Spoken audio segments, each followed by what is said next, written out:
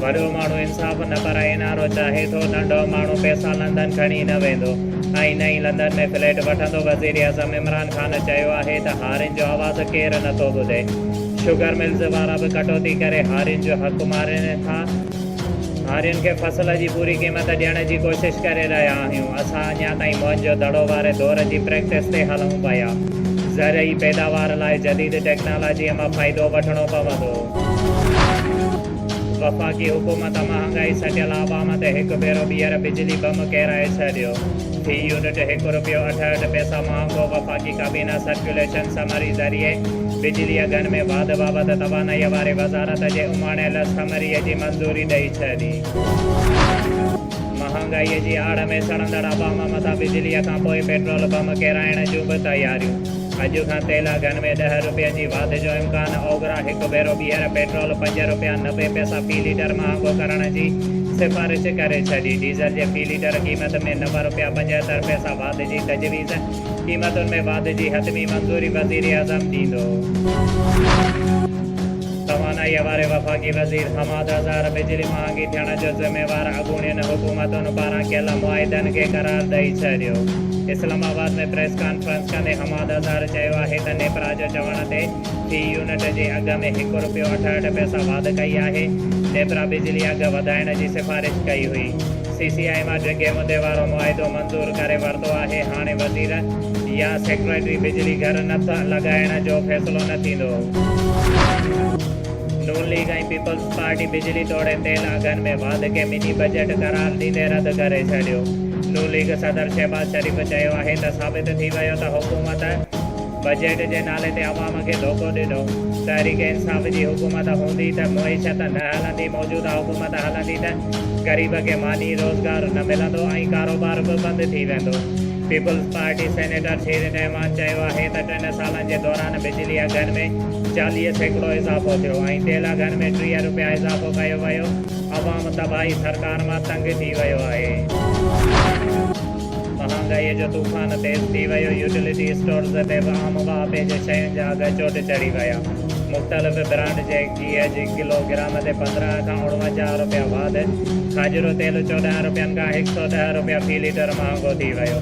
कपड़नि धोइण जे 2 kilo powder जी क़ीमत 10 खां 21 रुपयनि ताईं वाध समेत मुख़्तलिफ़ शयुनि जे अघनि में गाॾे टोड़ वाध। सिंध जे गवर्नर इमरान इस्माइल चयो आहे त महांगाई रुगो पाकिस्तान न पर सॼी दुनिया जो मसाइलो आहे। पाकिस्तान में घटि महांगाई आहे। अपोज़िशन अजायो बाबेला मचाए रही आहे। वफ़ाक़ी हुकूमत पारां शौकत तरीन खे सलाहकार बणाइण जो फ़ैसिलो। शौकत तरीन नाणे वारे सलाहकार तौरु ज़िम्मेवारियूं जारी रखंदो। ज़रियनि जो चवणु आहे त शौकत तरीन खे सलाहकार बणाइण जी मंज़ूरी वज़ीर आज़म इमरान ख़ान ॾींदो।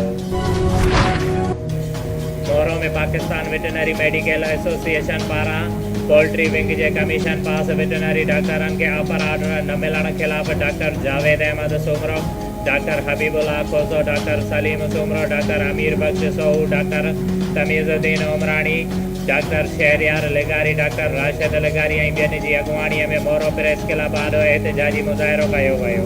जिते हुननि सहाफ़ियुनि सां ॻाल्हाईंदे चयो त असां 7 महीना अॻु सिंध पब्लिक सर्विस कमीशन में पास थिया हुआसीं, पर हिन महिल ताईं असांखे अपर ऑर्डर न ॾिना विया आहिनि, जेका सरासर नाइंसाफ़ी ऐं ज़्यादती आहे।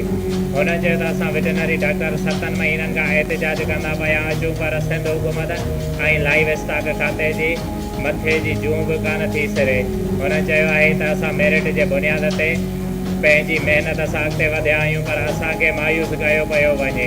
हाणे उहो अमल बर्दाश्त न कंदासीं। जदोजहद करे पंहिंजो हक़ ज़रूरु हासिलु कंदासीं। हुननि सिंध जे वॾे वज़ीर सैयद मुराद अली शाह, लाइव स्टॉक खाते जे सूबाई वज़ीर ऐं सेक्रेटरी लाइव स्टॉक खां मुतालबो कयो आहे त असांखे नौकरियुनि जा अपर ऑर्डर ॾेई न वञनि। ॿी सूरत में एहतिजाज जो सिलसिलो जारी रहंदो।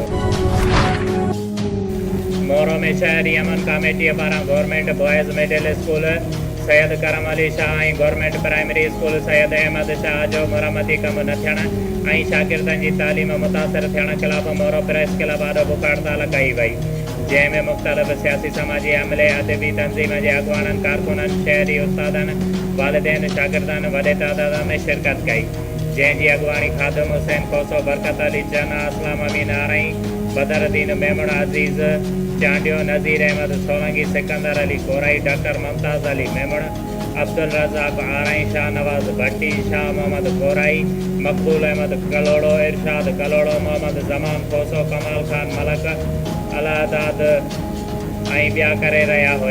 ऐं उन्हनि साफ़िन सां ॻाल्हाईंदे चयो त वॾे अरसे खां गवर्नमेंट मिडिल स्कूल सैद करम अली शाह जी बिल्डिंग नाकारा थी वई आहे ऐं उन में गंदो पाणी तलाउ जी सूरत में बीठल आहे।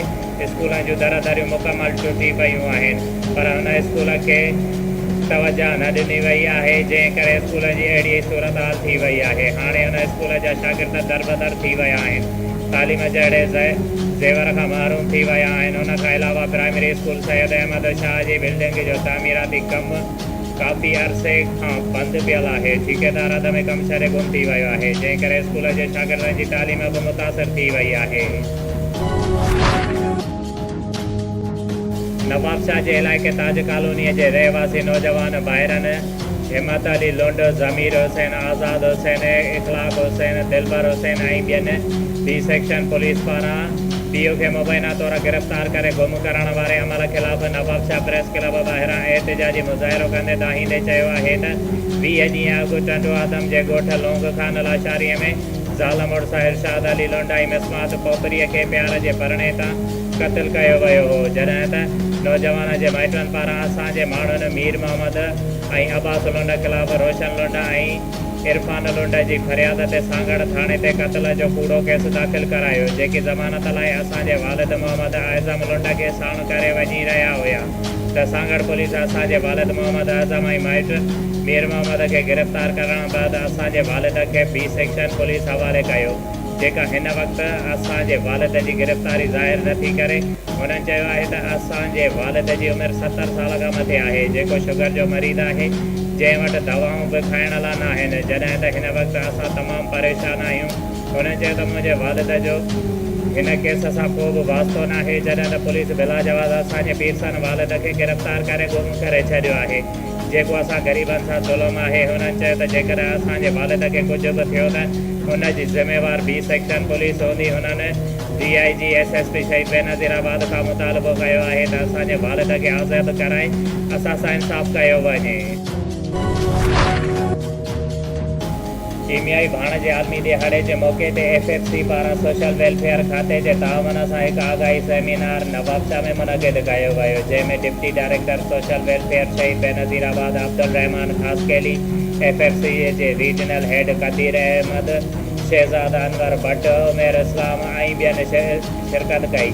सेमिनार में deputy director social welfare Abdul Rehman Khaskheli ख़िताब कंदे चयो त आबादगारनि लाइ जदीद ऐं मुफ़ीद मालूमात ते मुबनी अहिड़ियुनि सेमिनारनि जो इनकाद थींदो रहणु खपे त जीअं आबादगारनि ज़राअत में जिदत ऐं साइंसी उलूम खां वाक़िफ़ हासिल कंदा रहनि।